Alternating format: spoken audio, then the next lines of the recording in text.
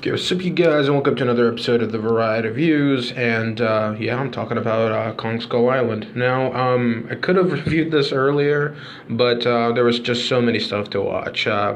This movie I thought was a lot of fun. I think it's like the fifth reboot of the Kong franchise, and this was definitely different from any of the other incarnations of Kong that you've seen. But does it make it the best? I don't think so. I don't.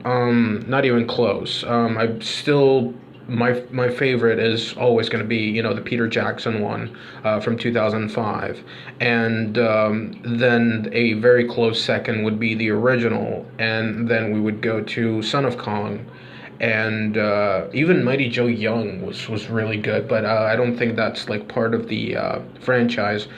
Uh, the one from the '70s is the ones that I are the ones that I really regret seeing, and not just that, but whenever like this movie, I think would be perfect. Whenever I would be binge watching Kong movies, this would be perfect. This would be the definite balance where it's like, okay, now we can have some fun. So yeah, like I with that aspect, I definitely see this as being that. You got Tom Hiddleston, Samuel Jackson, John Goodman, Brie Larson. Which here's the thing, Toby Kebbell. I think everybody did their parts very, very well to the point where I can see them as different. Like they were so good of characters that I thought that why couldn't we have like every one of those guys be in their own movie with Kong? I think that would have been better. Like Ying Tian could have been with him, in the 50s. And you could have done something with the 60s with John Goodman, 70s with Samuel Jackson, then the 80s with like Tom Hiddleston, and then the 90s with Brie Larson. You could have done something there, but they didn't. Like they put them all together because they're big names, and they wanted to make a lot of money because. And that's something that I don't agree with, because Kong doesn't need an ensemble cast. I think he's a big enough name that you can put anybody of the cast, because not everybody's coming there to watch the ensemble cast right now. Like when you're watching this movie, it feels like Kong is like background noise, which is something that I kind of had a problem with, but at the same time not really, because again the characters were so fleshed out that I actually enjoyed them, except for Brie Larson. Her only character was, I take pictures. Just that was it. Like her taking pictures, and that was it. That's her whole thing. And just looking, she has that look on her face that it's like confused and astonished at the same time.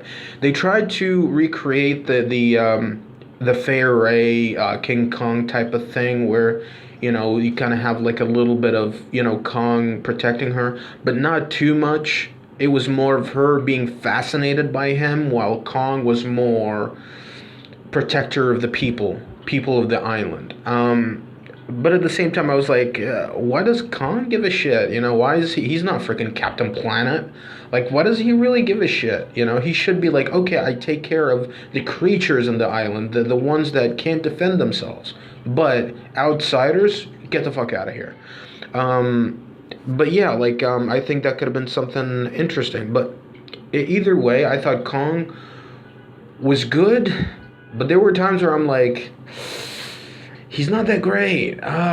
Because he doesn't have that much of a character. The only thing about him, it felt like he was old.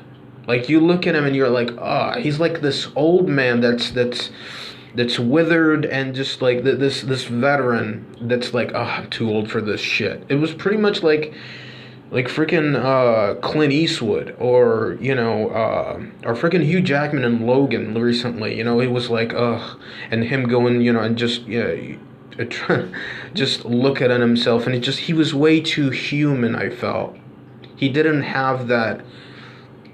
He didn't have that. The creature that is just he doesn't know his own strength. He doesn't know, and he has that side of him that's lovable or anything. He just felt like a closed off a human being. That's what it felt for me. And plus, I didn't like the fact that he didn't stand like an ape. He stood upright. I didn't like that. I didn't like that. I kind of liked it in the trailers because it could have been something where it's like he got his back broken and now he's standing upright, but they didn't even do anything with that. He's just standing upright. His arms are pretty much, the same length as his legs. It's not, he's not ape-like, which I had a problem with again. And again, also, the love connection. That's a Kong trope. You need to have that. The love connection between him and the girl. You need to have that. But if you want to change things up, make Kong a female. Make him a woman. A female Kong.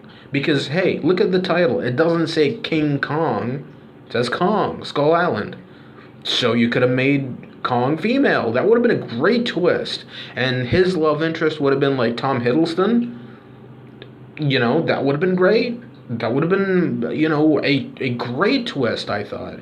But even like as the movie's progressing, I'm like, that would be amazing. But no, they didn't go for that. Now, the creatures in Skull Island were fantastic. You had like lizards with just the arms, and their middle half is like a snake, and they have like tongues that would go out like freaking chameleons, or those little I don't know what they're called. They're little lizards that just they would eat their prey. Like even frogs, their tongue would just would be elastic and grab their prey. Yeah, it's just I thought those creature effects were great. There were some parts in this movie where I'm like, a cliche that I hate. When like a guy is taken away hostage and they're like, when his friends are like, oh, I can't take the shot without killing him. Well, they're ripping him apart, so might as well just take the shot. Who cares? You're not gonna kill him even more. It's just like, oh, no, he's gone now. You better let him go. And he's like, no, not really. That's what I felt like he was saying. No, not really. I'm still alive. Can't imagine Mustafa and freaking Austin Powers. He's like, I'm not dead yet. Call for help. Yeah. Anyways, so the movie, yeah, like I said before, it was a lot of fun, but still, like, there was some stuff that I thought could have been ironed out to the point where it could have been better, where the movie could have, benefited from that and could have been actually a really good Kong movie instead of being like a popcorn flick, what it was. I don't have no problem with popcorn flicks, but it's just like, yeah, when you have so much potential right in front of you, it kind of disheartening seeing that.